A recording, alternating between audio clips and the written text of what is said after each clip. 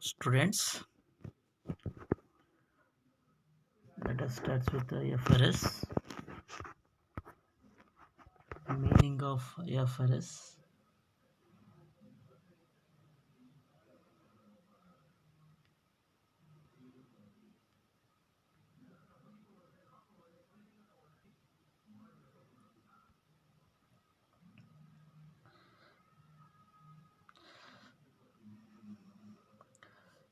International Financial Reporting Standards, usually called as IFRS standards. Those standards are issued by the IFRS Foundation and International Accounting Standard Board, that is IASB.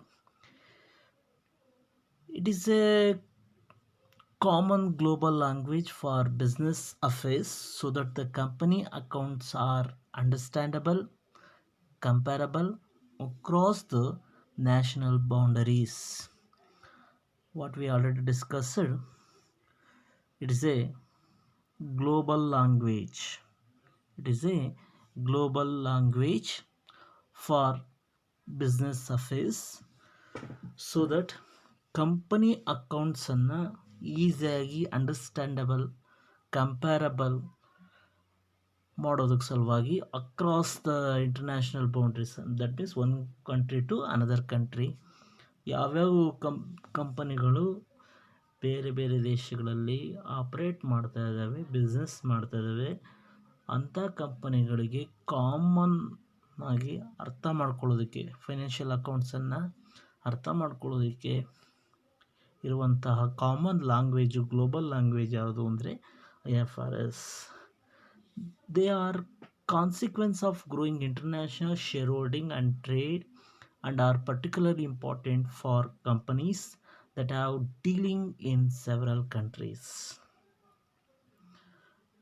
International share FDI ಆಗಬೇಕಾದ್ರೆ, trade ಆಗಬೇಕಾದ್ರೆ ಬೇರೆ ಕಂಪ್ನಿಗೆ ಬೇರೆ ಬೇರೆ ಕಂಟ್ರಿಗಳಲ್ಲಿ, several ಕಂಟ್ರಿಗಳಲ್ಲಿ one company to another company deal ಆಗಬೇಕಾದ್ರೆ IFRS very useful. They are progressively replacing the many different national accounting standards. ಬೇರೆ ಬೇರೆ ಕಂಪ್ನಿಗಳು ಬೇರೆ ಬೇರೆ ಅಕೌಂಟಿಂಗ್ ಸ್ಟ್ಯಾಂಡರ್ಡ್ಸನ್ನು ಮಾಡಿದ್ದಾರೆ, ಬಟ್ ಅದನ್ನು ರೀಪ್ಲೇಸ್ ಮಾಡೋದು ಯಾವುದು ಅಂದರೆ IFRS. They are the rules.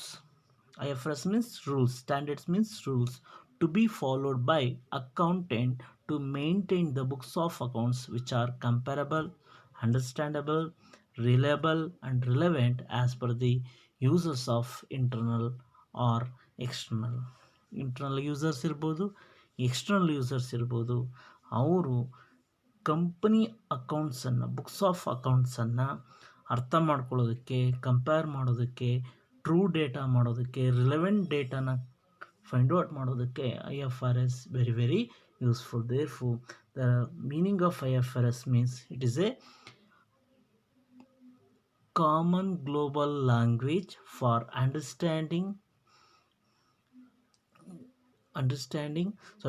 common global language for business affairs so that the company accounts are understandable, comparable across the international boundaries.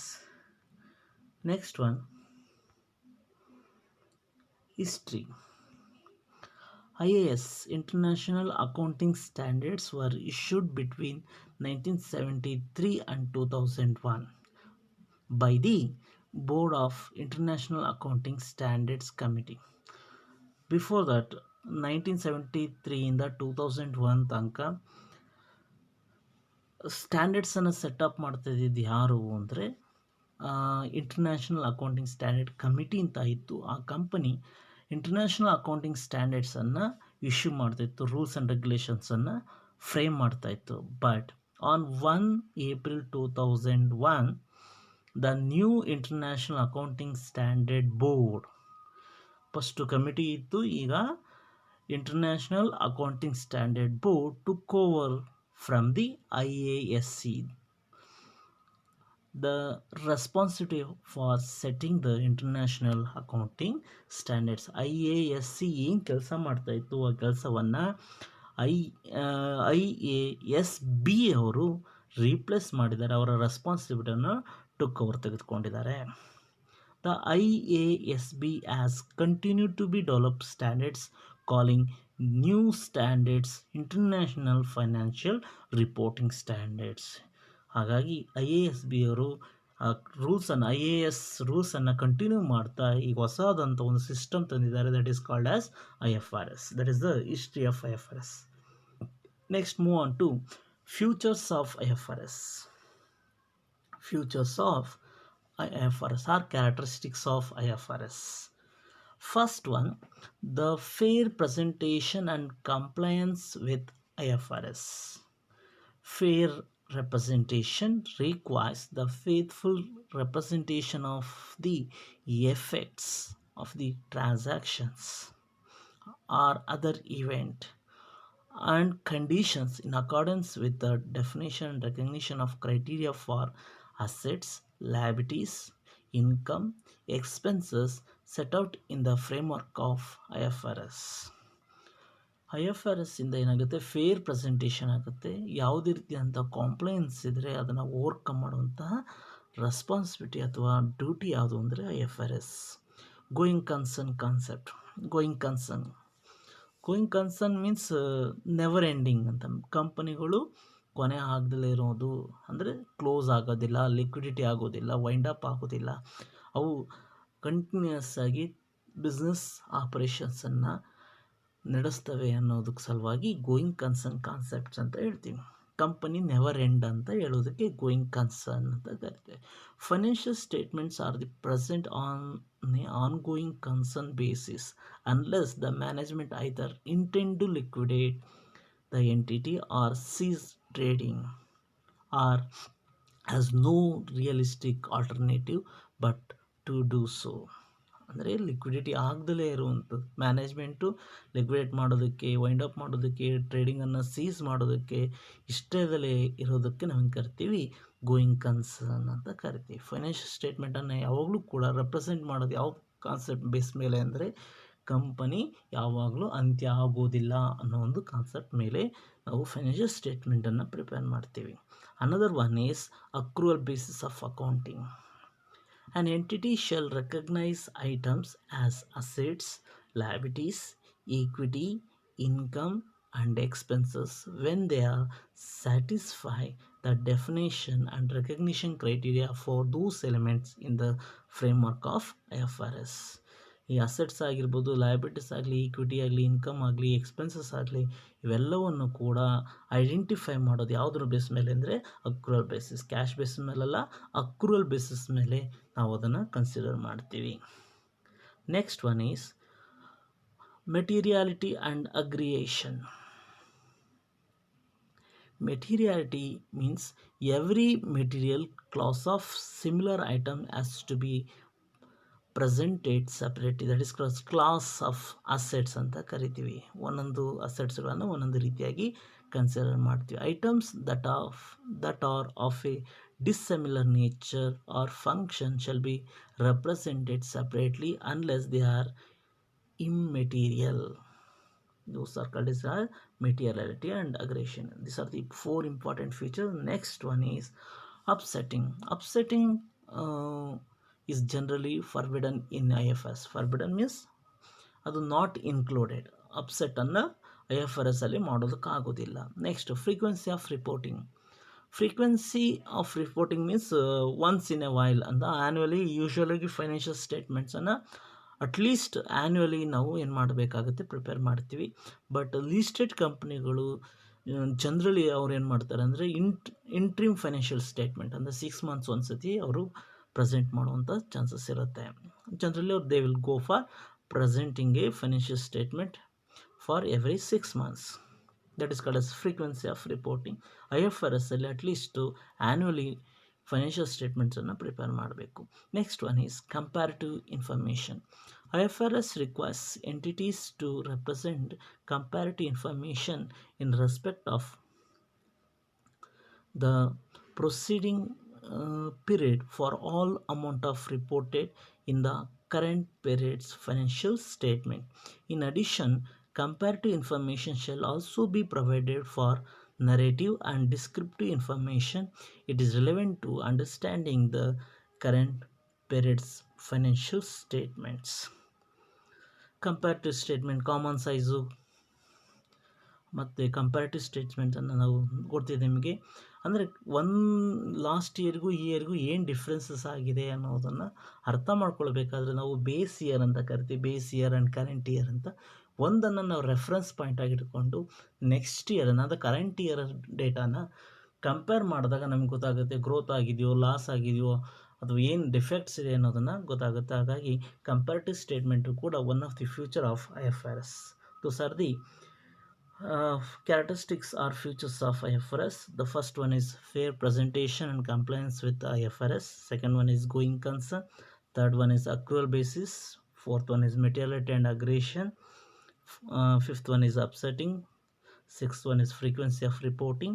The last one is comparative statement. Next, need for IFRS. IFRS, because IFRS is a same language or common global language, that's why it is very very essential. Next one is it cross border investment leading to economic growth. One country to another country ಇರೋದ್ರಿಂದ ಇಲ್ಲಿರೋ ಫಂಡನ್ನು foreign investors ಕೂಡ ಇಂಡಿಯಾದಲ್ಲಿ investment ಮಾಡ್ಬೋದು. ಅದರಿಂದ economic growth ಆಗೋದಕ್ಕೆ ಸಾಧ್ಯವಾಗುತ್ತೆ. Investment ಮಾಡಬೇಕು ಅಂದರೆ ಅವರಿಗೆ ಕೂಡ ನಮ್ಮ ಫೈನಾನ್ಷಿಯಲ್ ಸ್ಟೇಟ್ಮೆಂಟ್ಸ್ ಅರ್ಥ ಆಗಬೇಕು ಅಂದರೆ IFRS is very very essential one. Next one is comparability of financial statements of any two companies anywhere in the world. Comparability ಕೂಡ ಸಾಧ್ಯವಾಗುತ್ತೆ ಯಾವುದರಿಂದ ಅಂದರೆ IFRS ಇಂದ.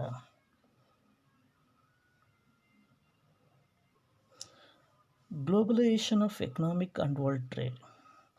Next one is for multinational companies, consolidation of group financial statement made very easier, accounting audit functions made easier and cheaper, compliance with regularity requirements of bodies such as stock exchanges, merger and acquisitions made easier.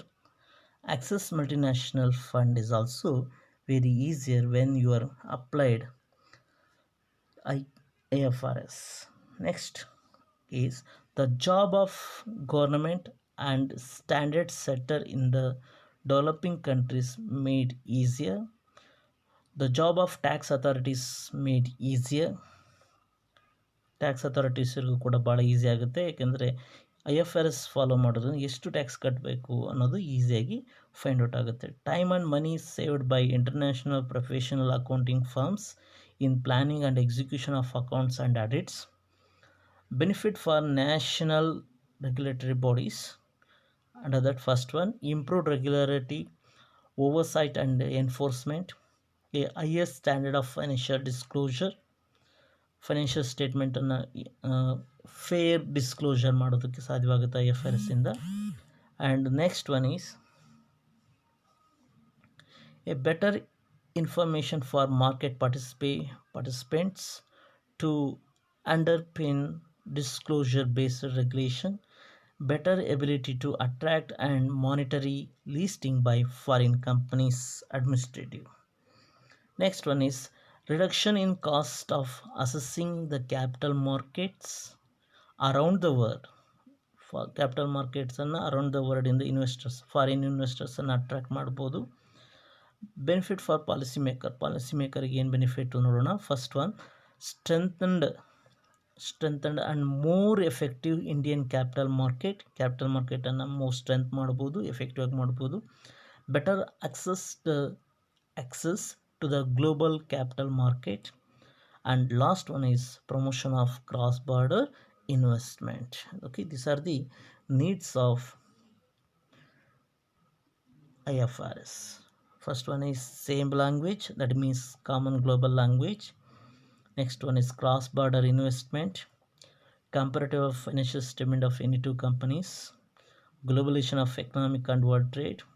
For multinational companies, consolidation of group financial statement is made easier, accounting and audit function made easier, compliance with regular requirements of bodies such as stock exchanges, merger and acquisition made easier, access to multinational funds. Job of governments and standard setters in a developing countries made easier. Job of tax authorities made easier. Time and money saved by international professional accounting firms.